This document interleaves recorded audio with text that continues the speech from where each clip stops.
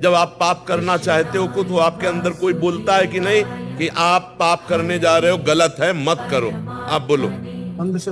अंदर से आवाज आती है। वही परमात्मा सबके अंदर बैठा हुआ है। तो हमको क्या करना चाहिए, क्या नहीं करना चाहिए, एक सेकंड अंदर ही पूछ लो, आपको उत्तर आ जाएगा। ये मत करो, ये करने लायक नहीं है, पर मन कहेगा करो, इसमें सुख मिलेगा। तो मन की आवाज और परमात्मा की आवाज, गुरु की आवाज को जो समझ पाए वही साधक होता है। वो बड़ी झीनी आवाज होती है, बहुत गलत है, मत करो। पर मन ऊपर से जोर से बोलता है बड़ा सुख मिलेगा और मार देता है। हम जितना अपराध होता है वो मन के कहे पर चलने पर होता है। तो